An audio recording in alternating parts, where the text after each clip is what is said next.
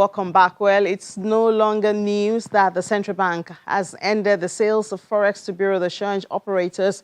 One of the reasons includes the notion that the parallel market has become a conduit for illicit forex flows and graft. Consequently, weekly sales of foreign exchange by the CBN will go directly to commercial banks. The CBN Governor, Godwin Emefiele, said this at the MPC, the last MPC meeting. Well, to shed more light on this, we have the immediate past Director General of LCCI, that's Lagos Chamber of Commerce and Industry, sharing his thoughts on some of the impacts we expect to see on this. Good morning, Dr. Yusuf. Thank you so much for joining us. Good morning. It's a pleasure to be with you. Thank you. So let's start with, how important are the bureau de change operators in the chain of business operations in the country?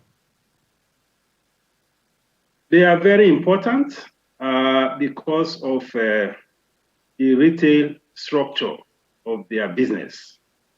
And you know what the Nigerian economy is. The informal economy, for instance, accounts for well over 50% of our GDP.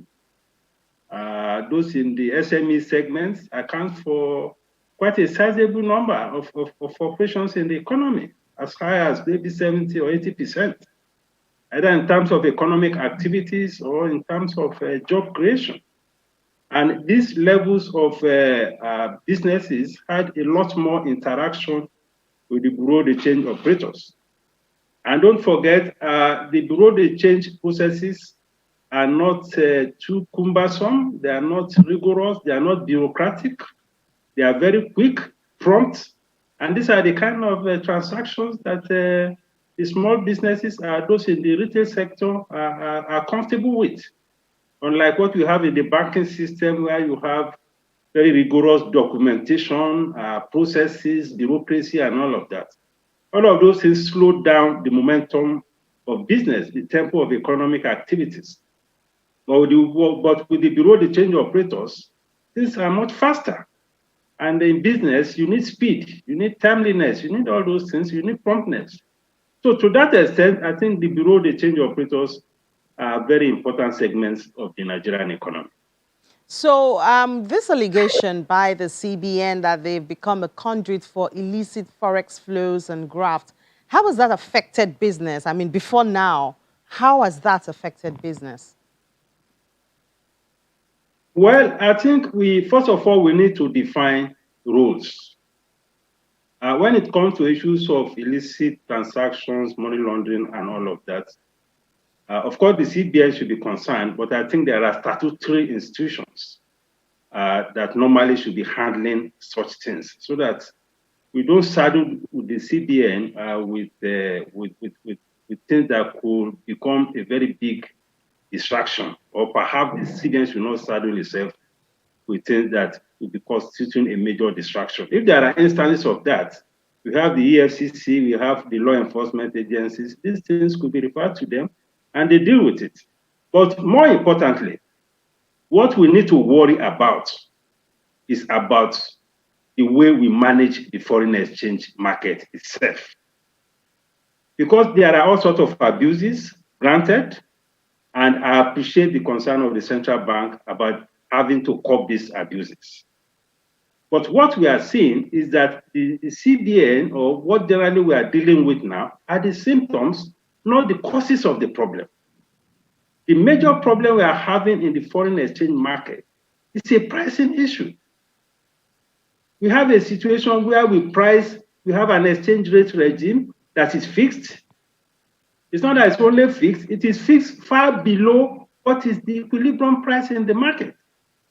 And once you have that, you are dealing with a subsidy management problem. And managing subsidy regime in this environment is a very, very difficult task. Now we have the official window, which is the NAFEX window, which a lot of transactions are to go through. Exchange rate at that window is 410. Exchange rate in the open market, which is the operational exchange rate, is 500 naira to the dollar. So how do you sustain that? That is a major problem, causing a lot of distortions, breeding a lot of rent seekers, a lot of parasites in the system, creating a lot of abuses, and creating a lot of uncertainties in the market. So the problem here is the way we are fixing the exchange rates and degenerating into administrative allocation of foreign exchange. We have gone through this part in the past. It doesn't work. It's not sustainable. So what we need to do is to put policies in place that will eliminate this arbitrage opportunity. There are so many people in the foreign exchange market today on the demand side. They are there because they are rent seekers. They want to take advantage of arbitrage opportunities. They are putting a lot of pressure on the foreign exchange market, on our reserves, just because there is these opportunities for rent. That is where the problem is coming from. So we need to price. How do you say we take care of that problem, Doctor? How do you think we can take care of that problem, especially these rent seekers that are infiltrating the market? Because, I mean, you're supposed to be licensed before you can work or operate in that market. Now, we have these illegal persons, operating there. How do you suggest we deal with that problem? The way to do with that problem is to float the naira or ensure a unification of rates, eliminate these multiple rates that you have in the foreign exchange market. I mean, look at the number of licenses you have for BDCs. Even the central bank alluded to that. Look at the number that is even on the waiting list. What are they looking for? They are looking to take advantage of the rent, of the premium. So let us remove that. Once we remove that, we bring some sanity into the system. And the way to remove it is to ensure the unification of rates. On one hand, we want to strengthen the naira. We want to encourage inflows. On the other hand, we have policies that are obstructing inflows. And let me elaborate on that. If you are bringing in foreign exchange as an exporter, you will get the exchange rate of 410 to the dollar. If you are coming in as a foreign direct investment, your dollars will be exchanged at 410 to the dollar. The same thing with embassies, the same thing with oil companies. Is that not discouraging the inflow of foreign investment or foreign inflows? And yet we need the supply of these currencies to come in. So what we are saying is that let us liberalize the market as much as possible. If there are instances of what we call market failures, we can come up with strategies to deal with that. If we liberalize the market, there will be calmness, there will be sanity, and the exchange rate will even appreciate.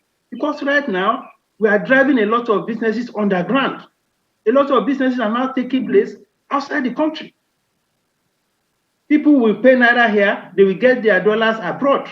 That is not the way to run an economy. So these things are creating a whole lot of distortion. And I don't know why the CBN is averse to allow the market system to operate in the foreign exchange market. That is the root of the problem. So if you want to boost supply, let us liberalize the market.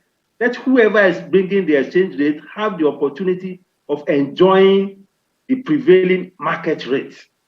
And with that way, a lot of inflows will come in outside from oil. It will reduce the pressure on the CBN. It will remove all these distractions that the CBN is facing.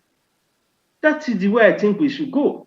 Okay, but now... We are talking all this subsidy problem, all these parasites in the foreign exchange market, all these rent seekers. It's creating a lot of distraction for us. And it's distorting the economy. So now that the CBN has said its weekly flow of Forex will go directly to the commercial banks, and I mean the CBDs, they have to find a way to get their own supply. That's the BDCs, I beg your pardon.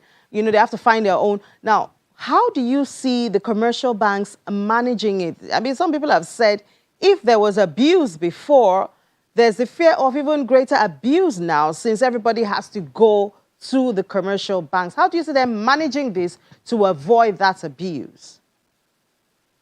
You see, for as long as we have this premium, the very problem that we accuse the BDs of will now be translated now to the banks.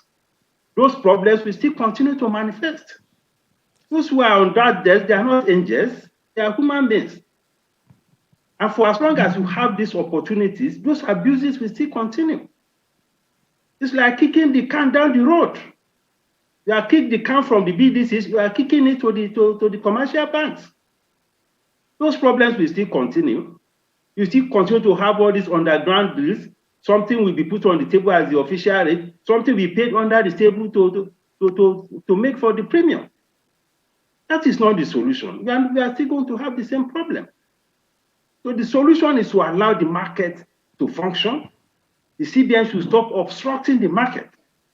If there are needs for intervention, there can be strategies for intervention on the demand side, or more importantly, on the supply side. Otherwise, we continue to run in circles, and these things will continue to create liquidity crisis in the foreign exchange market. So that is the way to bring some calmness into the system. Do you see the CBN reverse? I mean, this is not the first time they're taking this decision. Do you see them reversing very soon? Well, I see them reversing if they want to relate to the reality. Because economics is a science, even though it's a social science. It's a science because you can easily predict outcomes. That is what science is all about. If you have this kind of policy, you can predict the outcomes. When you have a huge gap between demand and supply, and you fix your rate far below the equilibrium rate, you are going to have a lot of problems on your hands. How many people do you want to police?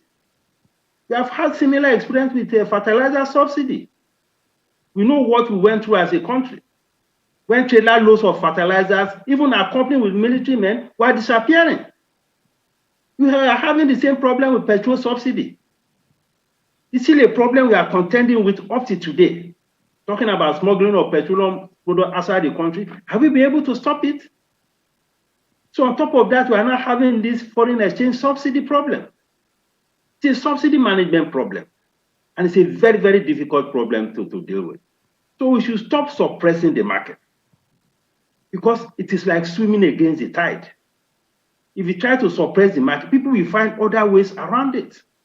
I just told you, a lot of transactions are now taking place outside the banking system here. A lot of transactions are now taking place offshore in various countries. People have their accounts there. They have Naira account here. You pay them Naira here. They do transaction for you abroad. That is not good for the economy. That's not good for liquidity that you want to ease in the foreign exchange market. It's not even good for our reserves, because this problem is putting a lot more pressure on the reserve, which is not a good thing, because we are attracting a lot of spurious demands. We are attracting a lot of speculators into the system. That is not good. So I'm hoping that the CBN and all the economists in the CBN will sit down and look at these things properly and put proper propositions on the table, because this is not sustainable. I can tell you that.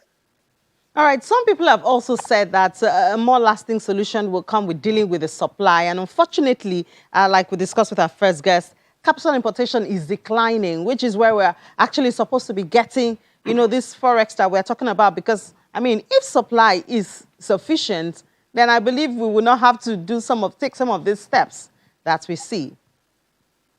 The problem is that the policy itself is obstructing supply. That is the problem. If you want to bring in FX into this economy today, you are going to be exchanging your FX at 410. When you know that the open market is 500, will you bring the FX? The exporters have been complaining for several years.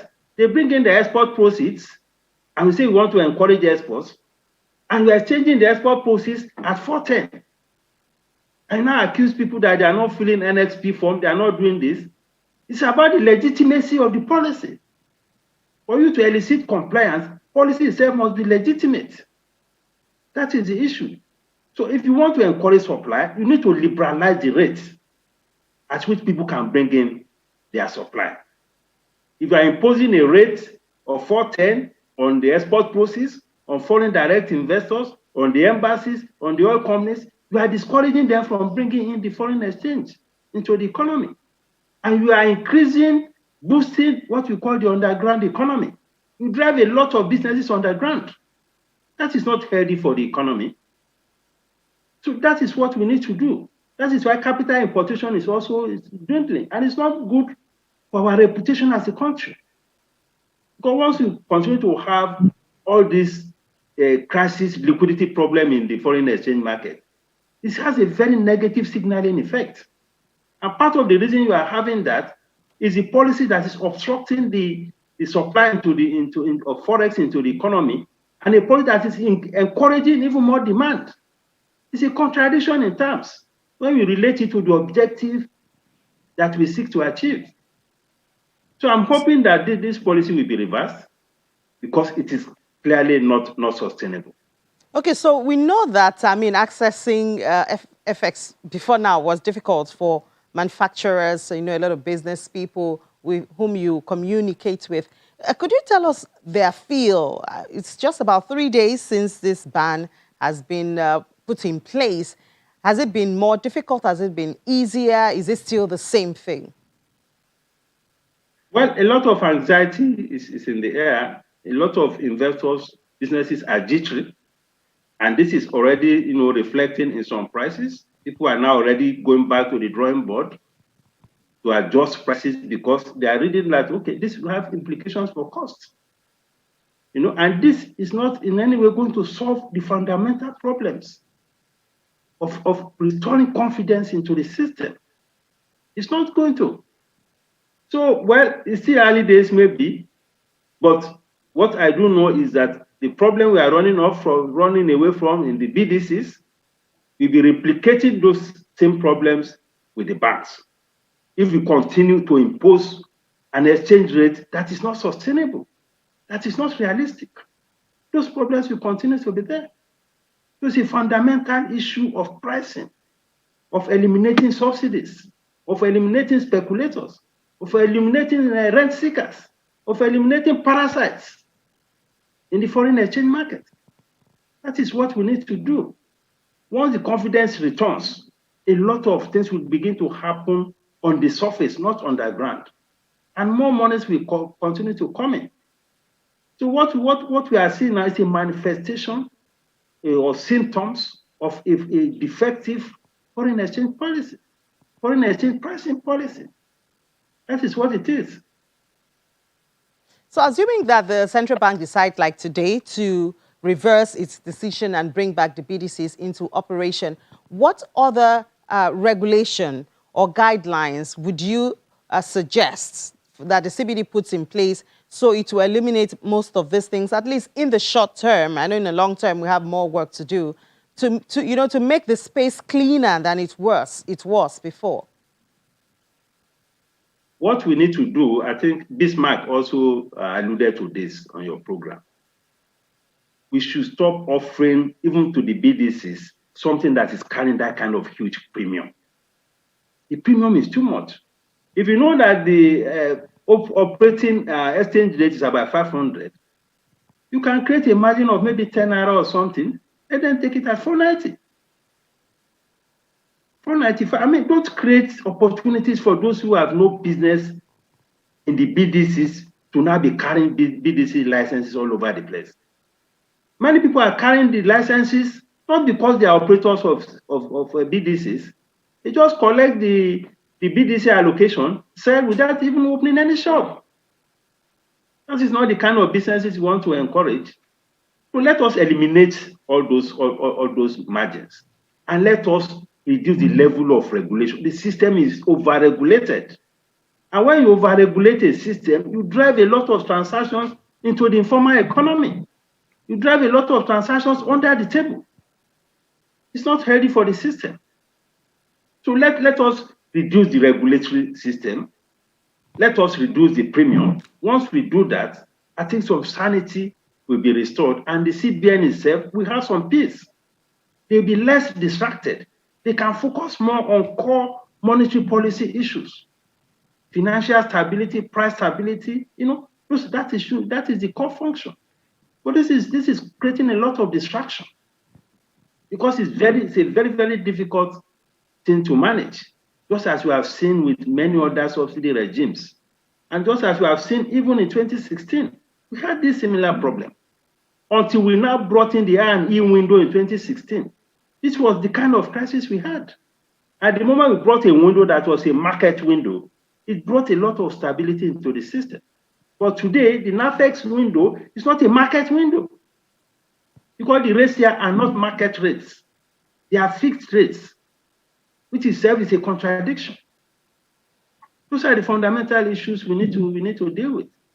All right. Thank you so much, Dr. Muda Yusuf, the immediate past Director General of Lagos Chamber of Commerce and Industry. Thank you so much for sharing your experience and your helpful thoughts with us this morning. Enjoy your weekend. Thank you. Thank you very much, Ine. Thank you. So we'll take a break now. When we come back, we'll head straight to London. Do stay with us.